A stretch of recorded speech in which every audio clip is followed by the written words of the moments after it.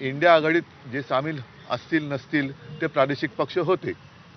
म्हणून या एवढ्या कालावधीनंतर आज इंडियाची बैठक होते आहे. साहजिकच आहे या 3 निवडणुकांचे निकाल काय कसं झालं, आता पुढे काय करायला पाहिजे त्याच्यावरती एक चर्चा होणं आवश्यक आहे. ती एक चर्चा होईल आणि एकूणच आता झाला हा डिसेंबर अर्धा संपला. जानेवारी म्हणजे आपलं आता निवडणुकीचं वर्ष सुरू होईल. पुढच्या वर्षीच्या एप्रिल मे मध्ये निवडणुका या वेळापत्रकानुसार होतील. तर त्याच्या तयारीला आता सगळ्यांनी लागण्याची गरज आहे आणि बाकीच्यांच्या सूचना काय येत आहेत त्यानुसार मग आमची सूचना काही असतील त्या मांडू. त्या सूचनांवरती आमची काही मतं असतील ती आम्ही मांडू. बैठकीनंतर या विषयावरती बोलणं अधिक योग्य राहील.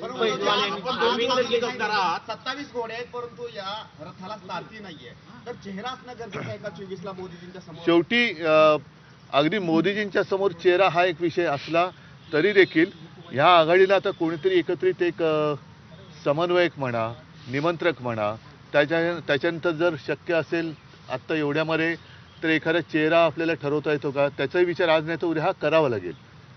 नाही पण नितीश कुमार यांच्या समर्थनार्थ पोस्टर लागलेले आहेत. आत्ताच नितीश जरुरी आहे असं पाटण्यामध्ये पोस्टर्स लागलेले आहेत. असू दे ना त्याच्यामध्ये बघा आम्ही एकत्र जे आलेलो आहेत ते आम्ही कोणाच्या डोक्यामध्ये नेतृत्वाची हवा नाही भरलेली, तर देश आम्हाला वाचवायचा आहे.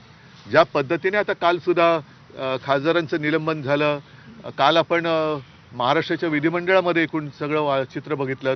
हे बघितल्यानंतर देशातली लोकशाही ही शेवटची घटका मोजते का हा एक प्रश्न आहे आणि तिला जर का जिवंत ठेवायचं असेल तर सगळ्या जणांनी आणि तशी मला वाटतं सगळ्या कोणाच्या डोक्यात नेतृत्वाची हवा नाही आहे. देश हा सर्वोच्च आहे. देशातली लोकशाही ही वाचली पाहिजे कारण देशातली लोकशाही जगली तर देश जगेल आणि ती जगवण्यासाठी आम्ही इंडिया बनून एकत्र आलेलो आहोत.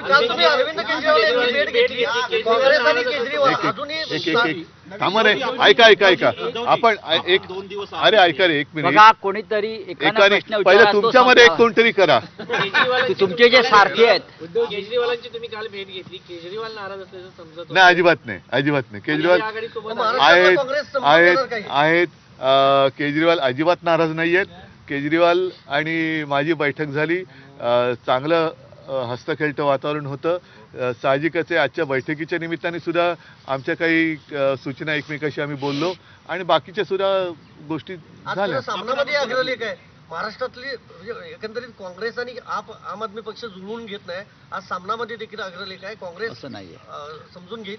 जे लिहिले ते मला सोबत बसलेले आहेत तुम्ही सांगा नीट. नाही एक मिनिट पहिले होऊ दे कारण हा प्रश्न कोणाचाही गैरसमज होता कामा नये.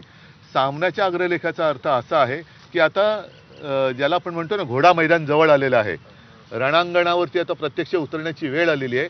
अशा वेळेला सगळं सैन्य तर जमलेलं आहे पण एकत्रितपणाने पुढे जाण्यासाठी अगदी थेट पंतप्रधान पदाचा चेहरा जरी नसला तरी साधारणतः एक कोऑर्डिनेटर ज्याला म्हणतो म्हणजे त्याचं नाव जाहीर केल्यानंतर तोच पंतप्रधान होईल असं नाहीये. या गोष्टी जसं जॉर्ज साहेब निमंत्रक होतेच ना त्याच्यानंतरही मला वाटतं अलीकडे पलीकडे तेव्हाही कोण असतील शरद यादव होते. तर ते कोणतरी एक निमंत्रक लागेल त्याच्यानंतर मग पुढे जायला पाहिजे. एक नाहीतर काय होतं सगळेजण आपापल्या राज्यात बिझी असतात. हे मी मागेही बोललो होतो. सगळेजण आपापल्या राज्यामध्ये हे व्यस्त असतात. त्याच्यामुळे सगळ्यांना एकत्रित आणणं याच्यासाठी एक व्यक्ती लागेल. तुम्हाला अशी भूमिका मिळाली तर तुम्ही घ्याल का? तुम्हाला अशी जर भूमिका मिळाली असं आहे बघा उगाच काहीतरी तारे तोडण्यात काही अर्थ नाही. सगळ्यांशी बोलू त्याच्यात जे काय असेल. मी तुम्हाला काय सांगितलं की सगळेजण एकत्र येण्याचं कारणच हे की देशातली लोकशाही जगली पाहिजे. नाही पण उद्धवजी सगळ्या नेत्यांनी तुमच्या नावावर जर सहमती दर्शवली तर हे बघा नाही असं अजिबात मी काय बोलत नाही कारण मी सुद्धा काही सुचवणार आहे. त्याच्यामुळे मी कोणत्याही हरभऱ्याच्या झाडावर चढणाऱ्यांपैकी नाही कारण तुम्हाला कल्पना आहे की मी मुख्यमंत्री पद सुद्धा मला ती जबाबदारी म्हणून स्वीकारावी लागली आणि जेव्हा मला कळलं तेव्हा मी ते एका क्षणात सोडून दिलं. त्याच्यामुळे मी कोणती अशी वेडीवाकडी स्वप्न माझ्यासमोर माझा देश आहे, माझा महाराष्ट्र आहे आणि त्या देशातली जनता शेवटी ती जनता आपल्याकडे बघते. आम्ही आमची स्वप्न घेऊन व्यक्तिगत मला पंतप्रधान व्हायचंय उपयोग काय? जनतेला मी हवा की नको? मी म्हणजे ज्याला पाहिजे असेल तो. आणि एवढं केल्यानंतर आत्ता सुद्धा माझ्याकडे एक राज्यातल्या शेतकऱ्यांचा व्हिडिओ आलेला आहे. फार हृदयद्रावक आहे तो. हृदयद्रावक आहे. गेल्या महिन्यात माझ्याकडे हिंगोलीतले शेतकरी आले होते, त्यांनी तर स्वतःचे अवयव विकायला काढलेत. म्हणजे अशी परिस्थिती असताना जर आम्ही मूर्खासारखे एखाद्या भ्रमात राहणार असू तर आम्ही देशाचे शासनकर्ते म्हणून नालायक ठरू. एक मिनिट जरा एक मिनिट मैं आता हूँ उसके. वंचित बहुजन आघाडीमध्ये काही नवीन मित्रांना घेणं गरजेचं आहे का? जे जुने मतभेद असतील त्यांना बाजूला सामावून घेणं गरजेचं आहे असं? पहिला महत्त्वाचा मुद्दा, इंडिया आघाडीमध्ये आत्ता सुद्धा ज्यांच्यामध्ये पूर्वी मतभेद होते ते एकत्र आलेले आहेत. आणखीनही जर पूर्वीचे मतभेद काय होते, त्यात कोणत्या थराला होते आणि त्यांच्या मनात ते अजूनही सुप्तावस्थेत आहेत का हे तपासून मग एकूण त्याची व्याप्ती वाढवता येईल. पण आत्ता तूर्त जे आहेत ते सुद्धा मजबूत करणं, एकत्रित राहणे महत्त्वाचं आहे. आता पत्रकार परिषद सुरू होण्यापूर्वी तुम्ही म्हटलं की सर्दी झाली, स्टाईल मारत नाही, पण आमचा आदित्य असं काही करेल असं वाटत नाही. पण आम्ही आमच्या पुतण्यावर पण अशी मी स्टाईल कोणाची मारली नाही तर हा प्रश्न विचारण्याची गरजच नाही. पण भावावर विश्वास ठेवला का? चलो अभी हाँ बोलिए. नहीं आप बोलिए. क्या उम्मीद है आपको कि आज बैठक में क्या होगा, किस तरह की चर्चा है? आज की बैठक में सलाह मशवरा होगी, विचार विमर्श होगा. और जैसे मैंने कहा कि अब दिसंबर तो आधा चला गया, आने वाले साल में चुनाव तो होने जा रहे हैं अप्रैल और मई में. तो अब समय आया है कि सारे लोगों ने मिलकर जो बातें आज तक शायद बाकी रही हैं, जैसे कि मैंने कहा कि कोऑर्डिनेटर होता है, एक समन्वयक होता है, निमंत्रक कहते हैं. जरूरी नहीं कि वही चेहरा कल जाके नेतृत्व करेगा. जैसे जॉर्ज साहब थे, शरद यादव जी थे, वैसे कोई तो एक कोऑर्डिनेटर चाहिए. वो एक बात होगी. और सारे लोग जो आए हैं तो उनकी भी बातें हम सुनेंगे और मैं भी मेरी बात कहूंगा. फिर देखते. क्योंकि चेहरे को लेकर काफी बात हो रही है कि अब तक देखो, कोऑर्डिनेटर को भी एक चेहरा होना चाहिए, नहीं तो बिना चेहरे का कोऑर्डिनेटर कैसे बनेगा?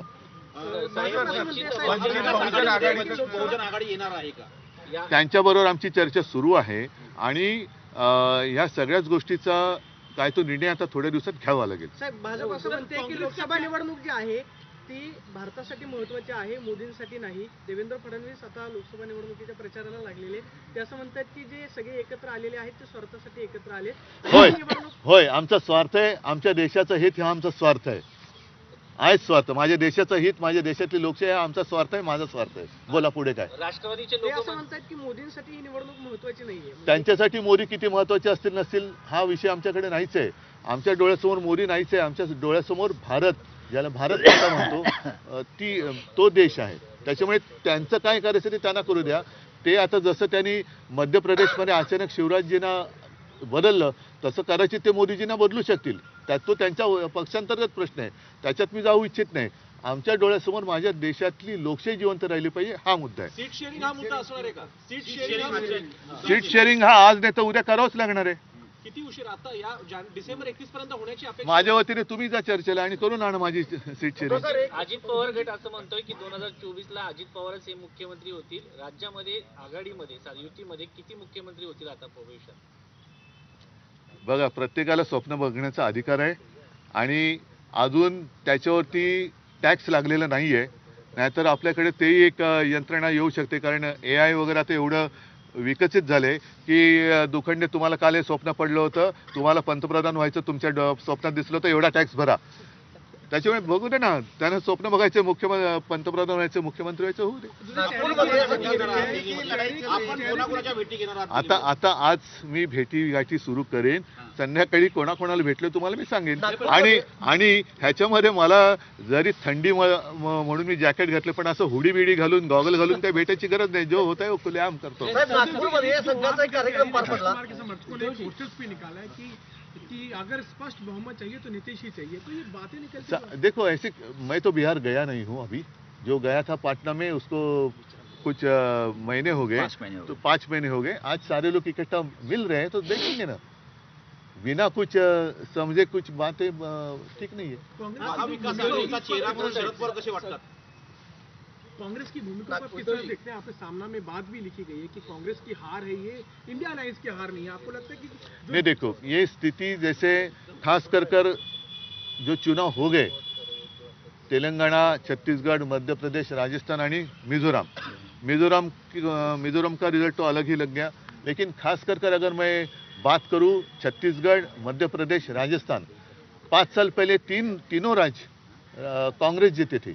लेकिन पार्लियामेंट में अलग परिणाम आया, तो वैसे भी हो सकता है, क्योंकि लोग अब सोचने लगे हैं। और हमारी अगर बात करें तो 99 में हमने कारगिल जंग के बाद पार्लियामेंट चुनाव के साथ असेंबली चुनाव लिया था। नतीजा ये हुआ कि केंद्र में हमारी गठबंधन की सरकार आई, लेकिन स्टेट में हम हार गए। तो लोग अब सोचते हैं, सोच समझ कर मतदान करते हैं। लगता है कि अगर इंडिया अलायंस ये चुनाव लड़ा होता है स्टेट असेंबली से तो देखो, इंडिया चुनाव कहाँ लड़ेगा? जहाँ वहाँ की क्षेत्रीय पार्टी, जैसे महाराष्ट्र में चुनाव होता तो इंडिया लड़ती, लेकिन राजस्थान में दूसरी कोई पार्टी, क्षेत्रीय पार्टी है नहीं, छत्तीसगढ़ में नहीं है, मध्य प्रदेश में नहीं है, तेलंगाना में किसी के साथ इंडिया में जो आए हुए हैं वो चुनाव नहीं लड़ रहे थे हमारे साथ। तो वो इंडिया, एज ए इंडिया हमने चुनाव लड़ा। हाँ, कागज पर देखे तो हाँ, लेकिन वहाँ की अगर क्षेत्रीय पार्टी की बात करें तो वहाँ की मुझे नहीं लगता कि कोई क्षेत्रीय पार्टी हमारे इंडिया में शामिल थी। इंडिया अलायंस का चेहरा शरद पवार जी हो सकते हैं। अरे देखो, अभी तो मुझे जाना है बैठक में, तो मेरी राय जो है, मेरी जो विचार है, मैं बैठक में कहूंगा, पहले क्यों कहूँ? इसमें मैं कुछ भी कहकर एक मिनट, मैं कुछ भी कहकर किसी की गलतफहमी नहीं करना चाहता हूँ। जो भी है हम मिल ही रहे हैं, तो मिलकर बात करेंगे। शेतकऱ्यांचा आता प्रश्न उपस्थित केला। आपल्या दौऱ्याआधी काही दिवसांपूर्वी संसदेत घुसखोरी प्रकरण झालं आणि विरोधी पक्ष जो आवाज उठवतो आहे त्याच्या अनेक खासदारांचं निलंबनही झालेलं आहे। तुम्ही आता दिल्लीत आहात, काय इंडिया आघाडीतही हा विषय मला चर्चेला असेल? कारण नाही, आता ते सुरक्षेचा ऐका एक मिनिट, आता त्यांनी तो त्यांचा निर्णय काय तो घेतलेला आहे। आता आम्ही संसदेच्या निवडणुकीबद्दलच आजची बैठक आहे, त्याच्यामुळे आज काय झाले, उद्या काय झाले, त्याच्यापेक्षा निवडणुकीत आम्हाला काय करायचंय त्याच्यावरतीच आम्ही आज भेटतो। सर, तुम्ही म्हटलं शेतकरी अडचणीत आहे असं तुम्ही म्हटलं। आता रविकांत तुपकर अनेक महिने आंदोलन करतायत। राज्याचे मुख्यमंत्री हे पनवती आहेत, बोलाचीच कडी बोलाचाच भात आहेत राज्याचे मुख्यमंत्री, अशी टीका तुपकर करतायत। मग सरकार सपशेल अपयशी ठरलंय। त्यांचा अनुभव आहे शेतकऱ्यांचा। नाही, पण मग त्याच्यात काय तुमच्या मनात काय शंका आहे? उद्धवजी, सत्तेपासून तुम्ही भेटणार आहात, जो पुलवामाचा एकूण सगळा खुलासा हो, बघू ना एकदा काय बोलतात, माझं प्रत्यक्ष बोलणं तर उद्या, कारण आतापर्यंत त्यांना मी टीव्हीवर बघितले किंवा पेपरमध्ये त्यांची मतं वाचलेत, तर व्यक्तींशी आजपर्यंत मी कधी भेटलो नाहीये, पण भेटूया आज सगळ्यांशी। इंडिया बैठकीच्या निमित्ताने जेवढे आज दिल्लीत आहेत त्यांच्याशी इंडिया बैठकीत मी भेटणारच आहे।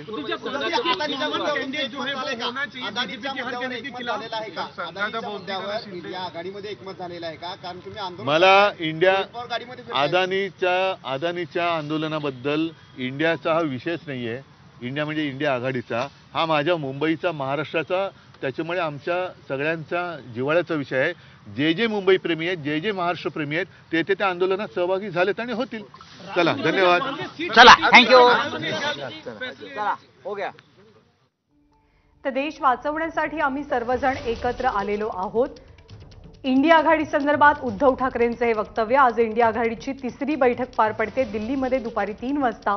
या बैठकीला सुरुवात होणार आहे आणि सगळ्यात महत्त्वाचं म्हणजे कुणीतरी चेहरा असायलाच हवा, कुणीतरी निमंत्रक असायला हवा, कोऑर्डिनेटर असायला हवा।